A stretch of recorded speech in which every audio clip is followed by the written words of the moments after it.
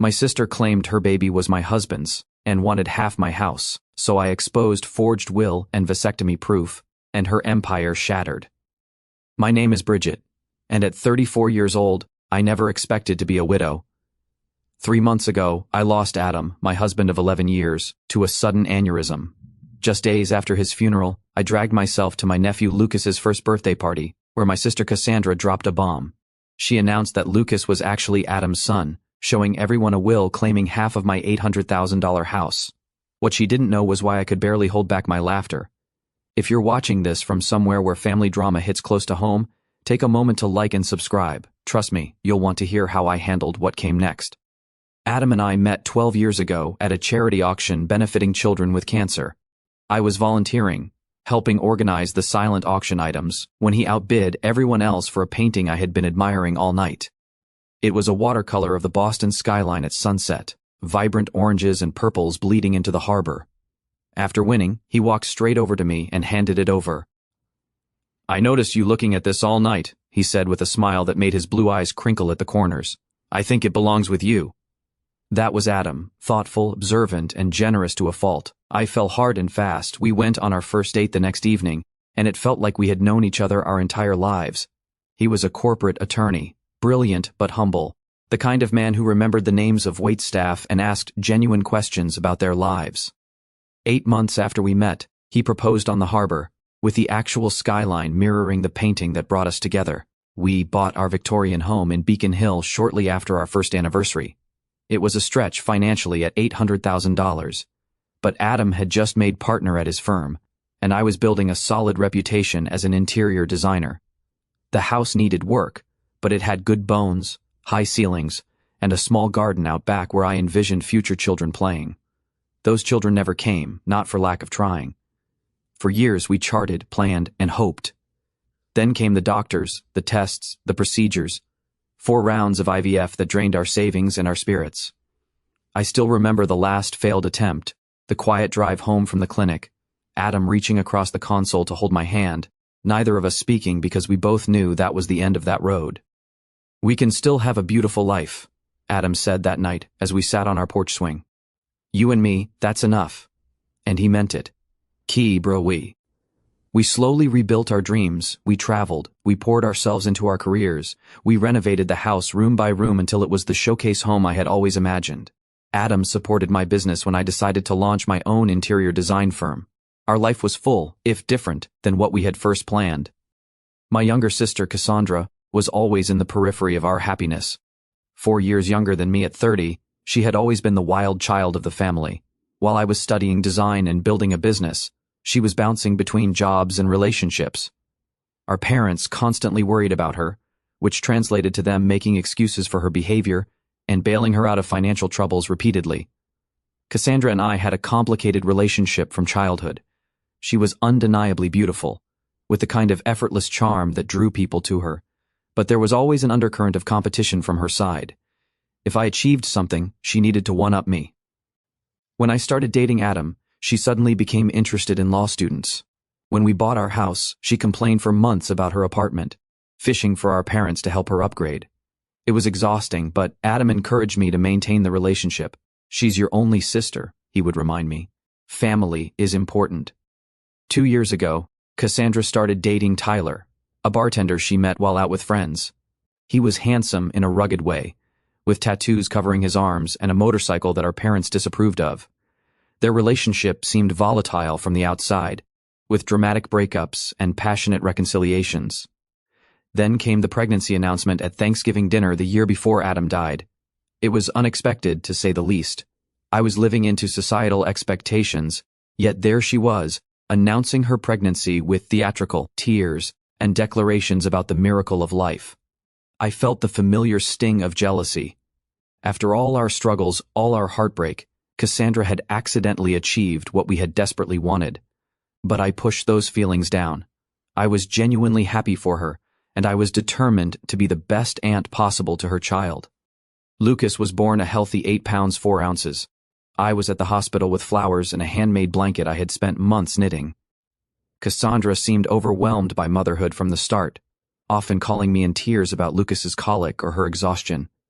I stepped in as much as I could, sometimes watching Lucas overnight so she could sleep. Adam was less involved with Lucas than I was. In retrospect, I thought it was because of our own infertility struggles, that it might be painful for him to bond with a baby that wasn't ours. He was always kind when Cassandra brought Lucas over, but he maintained a certain distance that I never questioned at the time. Then came that terrible Tuesday morning. Adam complained of a headache before leaving for work. I suggested he stay home, but he had an important client meeting. "Just a migraine," he insisted, kissing me goodbye. "I'll call you after the meeting." That call never came. Instead, I got one from the hospital. By the time I arrived, he was already gone. Brain aneurysm. They said nothing could have been done. He was 36 years old. The next days passed in a blur of arrangements and grief. Cassandra was strangely absent during most of it, sending text messages claiming Lucas was sick or she couldn't find a babysitter. When she did appear at the funeral, she stayed briefly, keeping to herself and leaving before the reception. I was too numb with grief to think much of it at the time. 1 week after we laid Adam to rest, Lucas's first birthday arrived. The last thing I wanted to do was attend a children's birthday party, but family obligations pulled at me. "Adam would want you to go," my mother insisted during one of her daily check-in calls. "He always said family comes first." So, I found myself driving to Cassandra's small rental house in a less desirable part of town, a wrapped gift on the passenger seat, and dark circles under my eyes that no amount of concealer could hide. I had barely slept since Adam died, spending nights staring at his empty side of the bed, reaching for a warmth that was no longer there.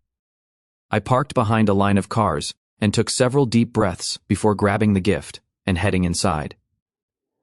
No one should have to fake happiness so soon after losing their husband, I thought. But I plastered on a smile and knocked on the door. Cassandra's friend, Jenna, opened it, her eyes widening slightly at the sight of me. "Oh, Bridget, you made it," she said, her voice oddly strained. She glanced over her shoulder before stepping aside. "Come in. Everyone's in the backyard." The small house was decorated with blue balloons and streamers. A banner reading, "Happy First Birthday." Lucas stretched across the living room wall. I noticed a group of people I didn't recognize clustered in the kitchen, whispering. They fell silent as I passed, their eyes following me. In the backyard, more guests stood in small groups, plastic cups in hand. I spotted my parents sitting awkwardly at a picnic table, looking uncomfortable. My father stood when he saw me, relief washing over his face. "Bridget," he said, embracing me, "we weren't sure you'd come." "Of course I came," I replied, setting the gift on the designated table. "Where's the birthday boy?" "With Cassandra," my mother said, not quite meeting my eyes. "They should be out soon for the cake." I mingled awkwardly, accepting condolences and deflecting questions about how I was holding up. Everyone seemed on edge, conversations stopping abruptly when I approached. I chalked it up to people not knowing how to act around a newly minted widow. After 30 uncomfortable minutes, Cassandra emerged from the house, carrying Lucas on her hip. She was wearing a new dress I had never seen before, her hair freshly highlighted. Lucas looked adorable in a little button-up shirt and bow tie, his chubby legs kicking with excitement at all the attention. Cassandra barely acknowledged me as she placed Lucas in his high chair. She seemed energized, almost giddy, moving around the yard with an unusual confidence. She tapped a spoon against her cup, calling for everyone's attention. "Thank you all for coming to celebrate Lucas's special day," she began, her voice carrying across the yard. "This past year has been full of surprises and challenges, as many of you know." The guests exchanged glances. My mother suddenly became very interested in her shoes. "I've been keeping a secret," Cassandra continued, placing a hand on Lucas's head. "One that I can no longer hide, especially after recent events." A chill ran down my spine. Something was very wrong. "Lucas is not Tyler's son," she announced, her eyes finding mine across the yard. "He's Adam's." The world seemed to stop. I heard gasps around me, felt my father stiffen beside me, but it was all background noise to the rushing in my ears. "Bridget's husband and I had a brief affair 2 years ago," Cassandra continued, her voice steady and rehearsed. "It was a mistake, a moment of weakness for both of us. We never meant to hurt anyone, but these things happen." I stood frozen, unable to process what I was hearing. My sister was claiming she had slept with my husband, that her son, the nephew I had lovingly cared for, was actually Adam's child. It was so absurd that I almost laughed out loud. Cassandra wasn't finished. She reached into her purse and pulled out a folded document. Adam knew the truth about Lucas. Before he died, he updated his will. She held up the paper.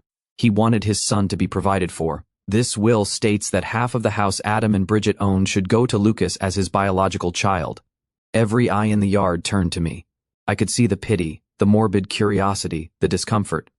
My parents looked stricken, my father half standing as if unsure whether to intervene. And then, to everyone's surprise, including my own, I felt a smile tugging at my lips. Not a happy smile, but the kind that comes when something is so outrageously false that it becomes almost comical. I pressed my lips together, trying to contain the inappropriate laughter bubbling up inside me. "Oh, I see," I said finally, my voice calm and even. I took a sip of water to buy time to push down the urge to laugh in my sister's face. "May I see this will, Cassandra?" Her confident expression faltered slightly. She clearly hadn't expected this reaction. Slowly, she walked over and handed me the document, a typed page with what appeared to be Adam's signature at the bottom. I scanned it quickly, noting inconsistencies immediately. The formal language was all wrong, nothing like the legal documents I had seen Adam bring home, and the signature, while similar to Adam's, was clearly forged.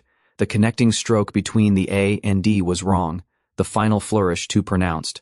I carefully folded the paper and handed it back to her. "Thank you for sharing this with me. I think I need to go now." "That's it?" Cassandra asked, confusion evident in her voice. "You're not going to say anything else?" "Not right now," I replied calmly, gathering my purse. "This is Lucas's day. We can discuss this privately later." I said goodbye to my shell-shocked parents, promising to call them soon. As I walked to my car, I could hear the murmurs behind me, the party atmosphere completely shattered. Once inside my car, safely out of view, I finally let out the laugh that had been threatening to escape. It started small, then grew until tears were streaming down my face.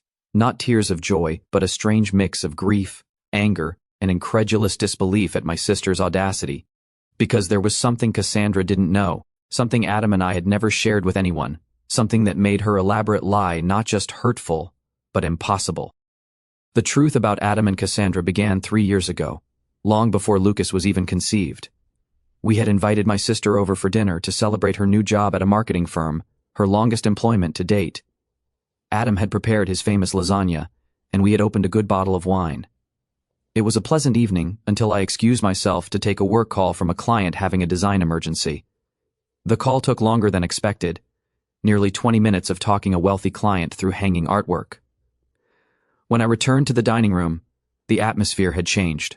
Adam looked uncomfortable, and Cassandra was sitting much closer to him than when I had left, her hand on his arm, laughing at something I hadn't heard. I thought nothing of it at the time. Cassandra had always been affectionate, and the wine had been flowing freely. But later that night, as we were getting ready for bed, Adam seemed troubled. "There's something I need to tell you," he said, sitting on the edge of our bed. "And I don't want it to cause problems between you and your sister, but I also don't want to keep secrets from you." He explained that while I was on the phone, Cassandra had made a pass at him. Nothing dramatic, just inappropriate comments about how lucky I was to have him, followed by a suggestion that he deserved someone who could truly appreciate him. When he rebuffed her, she laughed it off as a joke, saying he was too sensitive if he thought she was serious. I was hurt, but not entirely surprised. Cassandra had always pushed boundaries. We decided to let it go as an isolated incident, something caused by wine and her usual competitive nature, but it wasn't isolated. Over the next few months, Cassandra found ways to touch Adam whenever I wasn't looking, sent text messages that walked the line between friendly and flirtatious, and once showed up at his office uninvited, asking him to lunch. Each time, Adam gently but firmly maintained boundaries and told me immediately afterward. After the office incident, we confronted my parents about Cassandra's behavior. It didn't go well. They suggested Adam was misinterpreting friendly gestures and that Cassandra just looked up to him as a brother. My mother even suggested, with good intentions but terrible judgment, that perhaps Adam was feeling flattered by the attention and exaggerating the situation. That night, Adam and I made a decision. We would create distance from Cassandra without causing a family rift. We declined invitations that included her, made sure we were never alone with her, and Adam blocked her number on his phone after she sent a particularly suggestive late-night message.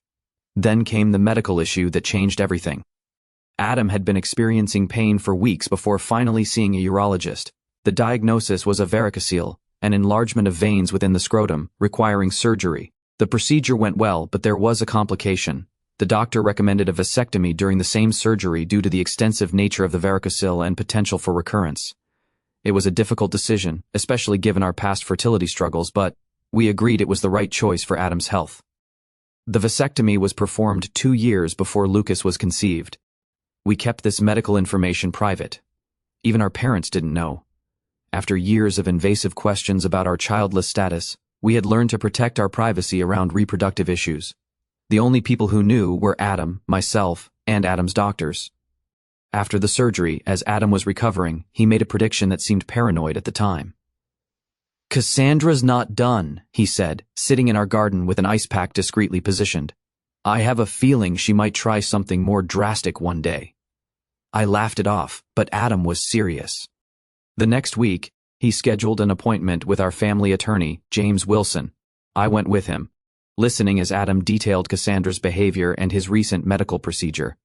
James recommended documenting everything: the unwanted advances, the medical records confirming the vasectomy, even text messages and emails from Cassandra. "You never know what might become relevant," James advised.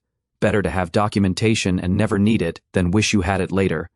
We followed his advice, creating a file of everything related to the situation. Adam also updated his will properly through official channels, making sure everything would come to me in the event of his death.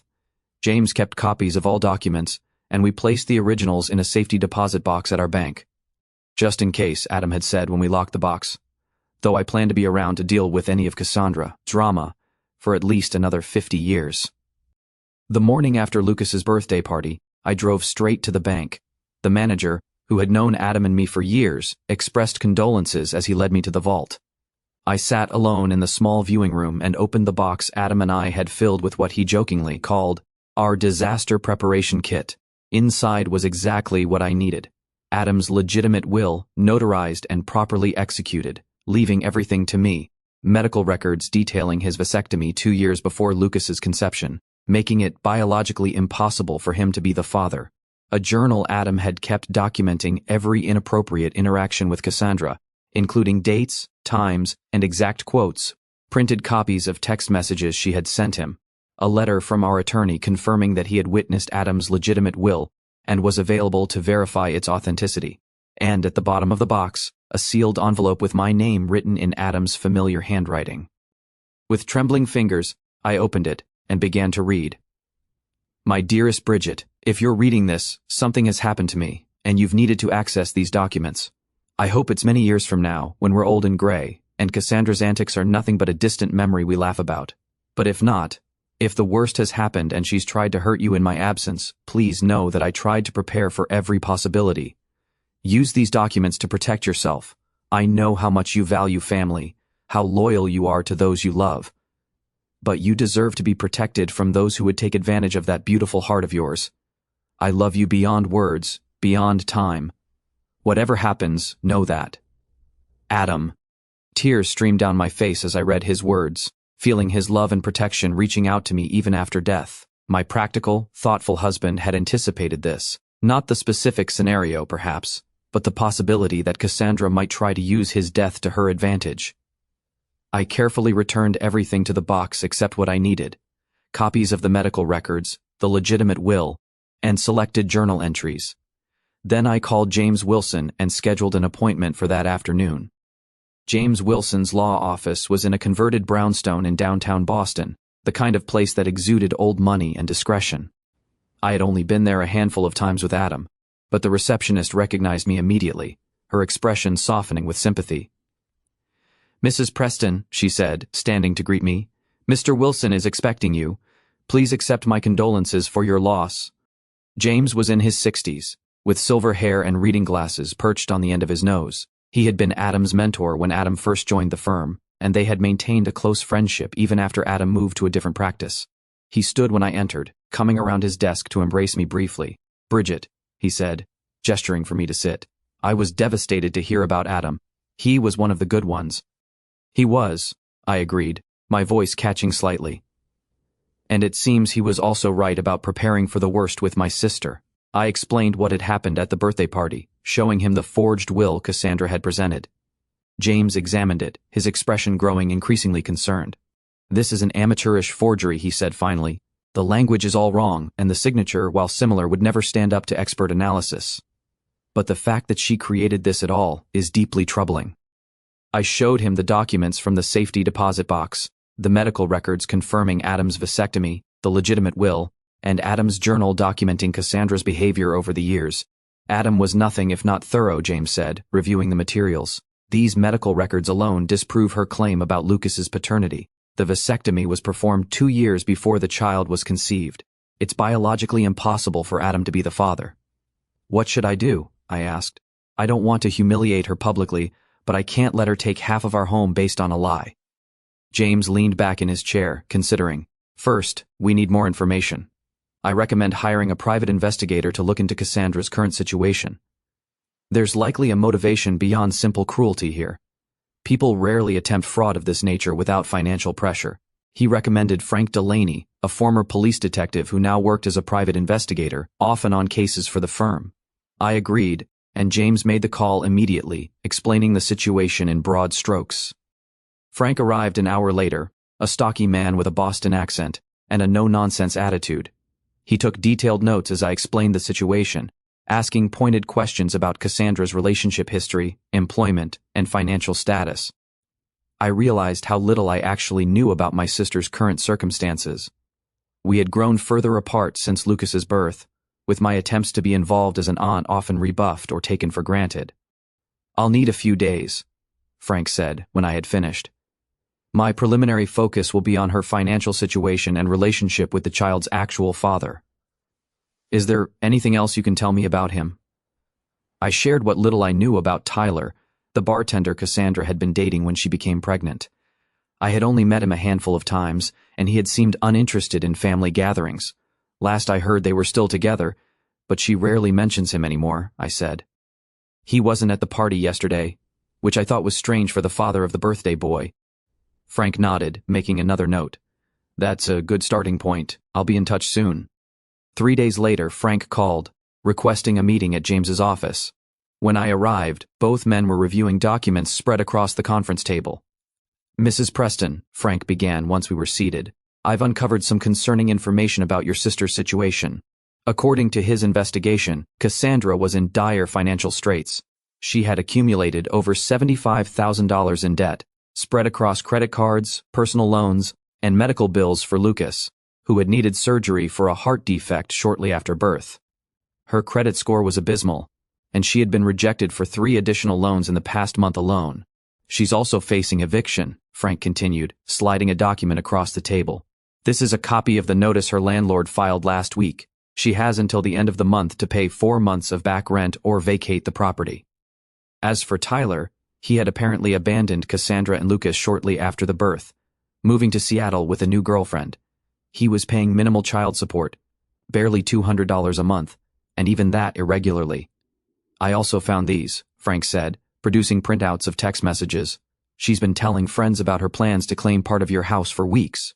These were messages between her and a friend named Jenna, whom I recognized as the woman who had opened the door at the party. The messages were damning. Adam's death is terrible, but maybe it's finally my chance to get what I deserve. That house is worth at least $800,000 now. If I play this right, I'll have a nice nest egg for Lucas and me. The will is almost ready. My Abrook friend Dave is good with Photoshop and found a sample of Adam's signature online from some charity auction. It looks totally legit. Bridget's always been the golden child. Time for me to get my share. She got 11 years with a great guy. The least she can do is share the wealth now that he's gone. I felt physically ill reading the calculated coldness of my sister's words. This wasn't just opportunism, it was premeditated fraud designed to capitalize on my grief. There's more, Frank said gently. I ran a background check on Tyler Martin, the actual father. He has a history of domestic violence charges from a previous relationship, and currently has a warrant out for unpaid child support for another child in New Hampshire. He's not someone you'd want around your nephew. I sat in stunned silence, trying to process everything. My sister wasn't just desperate. She was willing to destroy Adam's reputation and our marriage to solve her financial problems, and her choice in partners had put Lucas in a potentially dangerous situation. What do I do with all this? I asked, looking between James and Frank. You have several options, Bridget, James said, removing his glasses and rubbing the bridge of his nose. We could file charges against Cassandra for attempted fraud and forgery. That would likely result in criminal penalties for her, possibly even jail time, given the amount of money involved. He paused, seeing my distress. Or we could handle this privately. Confront her with the evidence, require her to retract her claims, and potentially work out an arrangement that protects both you and the child. I left the meeting with a heavy heart and a folder full of evidence. That evening, I called my therapist, Dr. Laurel Chen, whom I had been seeing since Adam's death, and scheduled an emergency session. In her calm, plant-filled office, I unloaded the entire situation. "I'm so angry I can barely see straight," I admitted. "But Lucas is just a baby. None of this is his fault. And despite everything, Cassandra is still my sister." Dr. Chen listened attentively, asking occasional questions about my relationship with Cassandra throughout our lives. "It sounds like this pattern of competition and manipulation has existed since childhood," she observed. "The current situation is an escalation, not an anomaly." Bree, what would you do?" I asked desperately. "I can't tell you what decision to make," she replied. "But I will say that compassion doesn't mean allowing yourself to be victimized. You can be kind while still establishing firm boundaries and consequences." After much reflection, I decided on a course of action. I would confront Cassandra privately with all the evidence, offering her a choice: face potential legal consequences for her fraud or accept a compromise that would provide for Lucas while requiring accountability from her. With renewed determination, I called Cassandra the next morning. "We need to talk about the will," I said when she answered. "Can you come to my house tomorrow afternoon? Just you, no Lucas." "I knew you'd come around," she replied, sounding smugly satisfied. "I'll be there at 2. I spent the morning preparing for Cassandra's visit, arranging documents in a logical order and setting up recording devices on James's advice. "Massachusetts is a 2-party consent state," he had warned me. "So you can't record her secretly, but you can ask for her permission at the start of your conversation, framing it as a way to ensure you both have a record of any agreement reached." At precisely 2 o'clock, the doorbell rang. I took a deep breath, steadying myself before opening the door. Cassandra stood on the porch, looking polished in a new outfit, her confidence evident in her posture. "Come in," I said, leading her to the living room where I had set up 2 chairs facing each other, a coffee table between them with a recorder, water glasses, and a folder of documents. "I hope you don't mind if we record our conversation. It seems prudent, given the legal nature of what we're discussing." Cassandra hesitated only briefly before nodding. "Sure, whatever makes you comfortable, though I think this can be pretty straightforward. The will is clear." I turned on the recorder, stating the date and time and confirming Cassandra's consent to be recorded. Then I sat back, studying my sister's face. "Before we discuss the will, I'd like to understand exactly what you're claiming happened between you and Adam." Cassandra launched into a well-rehearsed story about a supposed affair 2 years ago. According to her version, she and Adam had connected during a period when he and I were having problems. She claimed they met several times at a hotel downtown, that Adam had confessed his unhappiness in our marriage, and that Lucas was conceived during these encounters. "He always meant to tell you," she said, her eyes wide with practiced sincerity. "But then Lucas was born with the heart condition, and he didn't want to add stress to the situation. He promised he'd provide for his son, though." I listened without interrupting, noting the inconsistencies in her timeline and the details that contradicted what I knew about Adam's schedule during that period. When she finished, I began asking questions. "Which hotel did you meet at?" I asked. "The Mandarin Oriental," she replied quickly. "And what room do you remember?" She faltered slightly. "It was on a high floor. I don't recall the exact number." "What days of the week did you usually meet? Tuesdays? Sometimes Thursdays? When he told you he was working late?" I continued with increasingly specific questions. "What did Adam typically order from room service? What side of the bed did he prefer? Did he shower before or after?" Details that only someone who had actually been intimate with Adam would know. Cassandra grew increasingly flustered, her answers becoming vague or contradictory. "Why does any of this matter?" she finally snapped. "The point is that Lucas is Adam's son, and the will proves Adam wanted to provide for him." "Actually," I said calmly, opening my folder, "both of those claims are demonstrably false." I placed the medical records on the table between us. 2 years before Lucas was conceived, Adam had a vasectomy following surgery for a varicocele. It was completely successful. confirmed by follow-up tests. It was physically impossible for him to father a child after that procedure. Cassandra's face drained of color. She picked up the medical records with trembling hands, scanning the clinical language and dates. "These could be faked," she said weakly. "They're not," I replied. "And Adam's doctor is prepared to testify to their authenticity if necessary. But that's just the beginning." Next, I produced the legitimate will, notarized and properly filed with the court. This is Adam's actual will, prepared by James Wilson and witnessed by 2 partners at his firm. As you can see, it leaves everything to me, with no mention of Lucas. Cassandra's confidence was visibly crumbling, but she attempted to rally. He must have changed it after this was drawn up. "The will I have is more recent." "The will you have," I said evenly, "is a forgery. A poor one, I might add. James has already identified multiple legal inconsistencies in the language, and the signature is clearly fake. Creating a fraudulent will is a felony in Massachusetts, punishable by up to 5 years in prison." I continued methodically, presenting evidence. Adam's journal documenting her inappropriate advances, the text messages between her and Jenna discussing the plan, and finally, the report from Frank's investigation detailing her financial troubles, eviction notice, and Tyler's abandonment. "We know everything, Cassandra," I said as she sat in stunned silence. "The question now is what happens next." For a long moment she didn't speak. Then, to my surprise, she began to cry. Not the theatrical tears I had seen her use to manipulate our parents, but deep, body-racking sobs. "I didn't know what else to do," she finally said between gasps. "I'm going to be homeless. Lucas and I will be out on the street in 2 weeks. Tyler left us with nothing. The medical bills just keep coming." "So you decided to destroy Adam's reputation?" I asked, my voice hardening. "To tell everyone he cheated on me? To forge legal documents?" "I was desperate," she shouted, her sadness turning to anger. "You have everything, this big house, a successful business, everyone's respect. What do I have? A baby with a heart condition, $75,000 in debt, and an eviction notice. You try making good decisions in that situation." Ped of the manipulation and lies reached something in me. Not forgiveness, not yet, but perhaps understanding. "Lucas is Tyler's son, isn't he?" I asked more gently. She nodded, wiping her eyes. "Yes. Adam never touched me, not like that. I did try with him years ago. He always shut me down immediately. He was annoyingly loyal to you." "Ibrahim and the will?" "My friend Dave helped me create it. He does graphic design and thought it would be easy to fake a signature. I was going to use it to pressure you into giving me money. I never thought you'd actually look into it so thoroughly." I turned off the recorder and sat back, considering my next move. Cassandra watched me nervously, clearly expecting the worst. "I could press charges," I said finally. "What you did was illegal, not to mention cruel and calculated." She nodded miserably.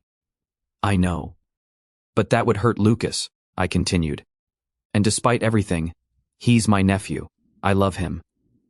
I leaned forward, making sure she was looking directly at me. "So here's what's going to happen. You're going to tell everyone the truth.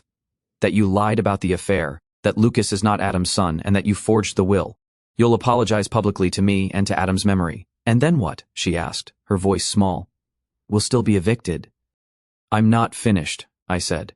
"In exchange for your full confession and a legal agreement never to attempt anything like this again, I'll help you and Lucas. Not by giving you half my house, but by setting up a trust fund for Lucas's education and medical needs and helping you find stable housing." Her eyes widened. "Why would you do that after what I did?" "Not for you," I said honestly. "For Lucas, and because Adam would want me to help his nephew, even if that nephew's mother tried to destroy his reputation. There will be conditions," I continued. "You'll enter therapy and financial counseling. You'll maintain steady employment, and you'll allow me to be part of Lucas's life to ensure he's being properly cared for. If you violate any of these conditions, the support stops immediately." Cassandra was quiet for a long moment, processing everything. "I don't deserve your help," she finally said. "No," I agreed, "you don't, but Lucas deserves a stable home and medical care, and I deserve to have my husband's memory untarnished. This solution gives us both what we need." After further discussion of the details, Cassandra agreed to my terms. We would meet with James the next day to formalize the agreement, and she would make her public confession at a family dinner the following weekend. As I showed her out, She paused at the door. I really am sorry, Bridget. I've been jealous of you my whole life. Everything always seemed to come so easily to you. Nothing about my life has been easy, I replied. You just never bothered to look past the surface. Maybe it's time you started. The family dinner I arranged for Saturday evening was tense from the start. My parents arrived early, my mother bringing her signature lasagna as a peace offering. I don't know what this is about, she said as she set the dish on my counter. But Cassandra has been calling us in tears, saying you're forcing her to come to some sort of family meeting. Just wait until everyone's here, I replied, pouring her a glass of wine. This needs to be addressed once, with everyone present. By 7 o'clock, we were all seated around my dining room table. My parents, Cassandra, without Lucas, who was with a babysitter, and me. James had advised me to record this conversation as well, and a small recorder sat in the center of the table. Thank you all for coming, I began, after explaining the recording. I've asked Cassandra to share some important information with you. Cassandra looked pale and uncomfortable, her usual confidence nowhere to be seen. She stared down at her plate as she spoke. I lied about Lucas being Adam's son, she said, her voice barely above a whisper. Adam and I never had an affair. Lucas is Tyler's child, and I forged the will I showed at the birthday party. My parents stared at her in shock. But why would you do such a thing? My father demanded. Do you have any idea what that claim did to your sister? To Adam's reputation? Cassandra explained her desperate financial situation, her voice gaining strength as she detailed the mounting debts, Tyler's abandonment, and the eviction notice. As she spoke, I could see my mother's expression shifting from shock to sympathy. Oh, honey, she said when Cassandra finished. Why didn't you just come to us for help? You didn't need to make up such terrible lies. Would you have given me $400,000? Cassandra asked bluntly. Because that's what I would have gotten if my plan had worked. Half the value of Bridget's house. Of course we couldn't give you that kind of money, my father said. But we could have helped with the rent, at least temporarily. Instead, you chose to try to defraud your own sister while she was grieving her husband. I know it was wrong, Cassandra admitted. Bridget has already made that abundantly clear. She has the evidence to press charges against me if she wanted to. My mother turned to me in alarm. You wouldn't do that to your own sister, would you, Bridget? I felt a flash of frustration at her immediate defense of Cassandra. I could, I said firmly. What she did was not just immoral, but illegal. Forgery and fraud are felonies. But she's family, my mother insisted, and she has Lucas to think about. I'm family too, I replied, my voice rising slightly. Your daughter too, the one who just lost her husband and then had to defend his memory against false accusations of infidelity. Where was your concern for me in all this? My father looked uncomfortable, shifting in his seat. Of course we care about you, Bridget, but Cassandra has always needed more help, more guidance. And whose fault is that? I asked. You've been bailing her out of her poor decisions her entire life. Maybe if you'd let her face consequences occasionally, she wouldn't have escalated to criminal behavior. My mother gasped. That's hardly fair, Bridget. We've always treated you girls equally. Cassandra, surprisingly, shook her head. No, Mom, you haven't. Bridget's right. You always made excuses for me, always found ways to fix my mistakes. It didn't help me. It just made me think I could do whatever I wanted without consequences. My parents looked stunned at this admission. For perhaps the first time, Cassandra was taking responsibility rather than deflecting blame. So what happens now? My father asked, looking between us. Is Cassandra going to jail? No, I said. I've decided not to press charges, under certain conditions. I outlined the agreement Cassandra and I had reached with James's help, the trust fund for Lucas, the therapy and financial counseling requirements, and the stable employment condition. That's very generous, my father said, looking relieved. Especially after what she did. It's more than generous, Cassandra agreed quietly. It's more than I deserve. Well, my mother said, brightening, this is all working out for the best then. Cassandra has apologized, Bridget is helping with Lucas, and we can put this ugly business behind us. It's not that simple, Mom, I said firmly. Trust has been broken here. The healing will take time, if it happens at all, and there need to be boundaries going forward. What kind of boundaries? She asked, looking worried. For one thing, I need you both to stop enabling Cassandra's behavior. No more bailouts, no more excuses. She needs to stand on her own feet, with appropriate support that doesn't perpetuate dependency. My father nodded slowly. That seems reasonable. And I need you to respect that my relationship with Cassandra will be different now. I'm involved in Lucas's life because I love him and want the best for him. But Cassandra and I won't be close the way we once were, at least not for a long time. My mother looked distressed. But we're family. We need to stick together, especially now. Being family doesn't mean tolerating abuse, Mom, I said gently. What Cassandra did was abusive. She tried to use my grief to manipulate me, to take advantage of me at my most vulnerable. That has consequences, even within a family. The remainder of the dinner was subdued, with my parents processing this new reality. When they left, my father hugged me tightly, whispering, "I'm proud of you, Bridget. Adam would be too." My mother hugged me as well, but her eyes were sad, already mourning the idealized family dynamic she had always pretended we had. Cassandra was the last to leave. At the door, she hesitated. "I really am sorry," she said again. "Not just for the will and the lies, but for everything. For the years of competition and jealousy. For not being the sister you deserved." "I know," I replied. "And I hope the therapy helps you understand why you made these choices. Lucas deserves a mother who's emotionally healthy and honest." Berkeley, do you think you'll ever forgive me?" I considered the question carefully. "I don't know," I answered truthfully. "But I'm willing to see where this new path takes us, for Lucas's sake, and maybe someday for ours too." The drive home with my parents was silent, each of us lost in our own thoughts. I knew one thing for certain: our family would never be the same. But perhaps, in time, it could be something healthier, built on honesty rather than illusion. 1 year after Adam's death, I stood in our garden, watching the spring bulbs push through the soil. The daffodils Adam had planted the previous fall were blooming, a riot of yellow against the newly green lawn. I felt a bittersweet ache seeing them, knowing he had put them in the ground with hopes of seeing them bloom. So much had changed in that year. The trust fund for Lucas was established and already helping with his ongoing medical needs. His heart condition, while requiring monitoring, was responding well to treatment, and he was growing into a cheerful, curious toddler. Cassandra had surprised everyone by truly embracing the conditions of our agreement. 6 months of therapy had helped her recognize patterns of behavior stemming from childhood, the constant need to compete with me, the self-sabotage that had characterized many of her decisions. She had found steady employment as an office manager at a dental practice, a job that provided stability and benefits. Our relationship remained formal but cordial. I saw Lucas regularly, taking him for outings to the park or the children's museum. Cassandra and I didn't pretend to be close, but we had found a way to coexist peacefully for Lucas's sake.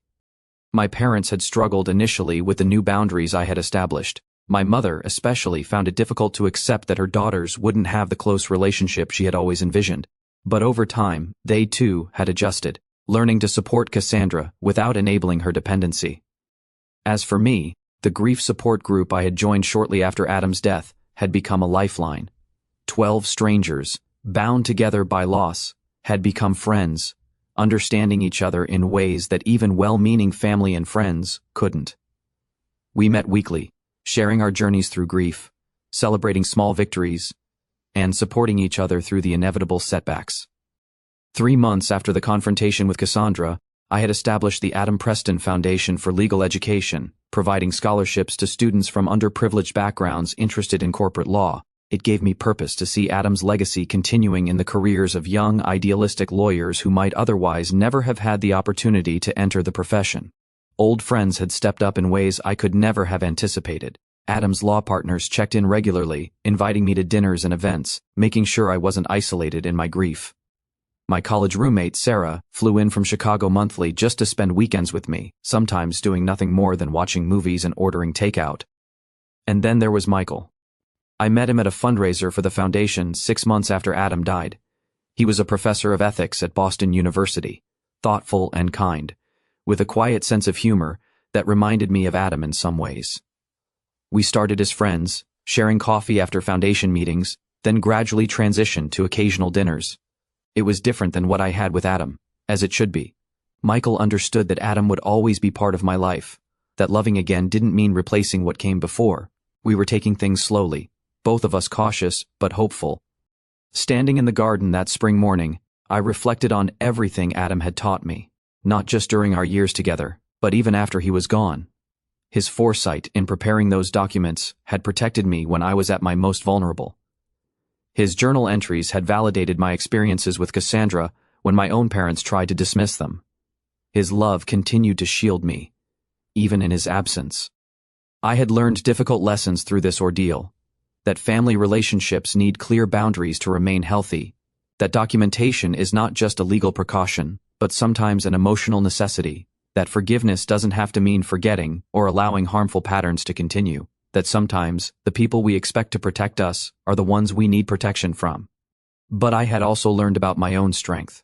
I had faced Cassandra's betrayal, navigated the legal complexities, and made difficult decisions about how to move forward, all while processing the devastating loss of my husband.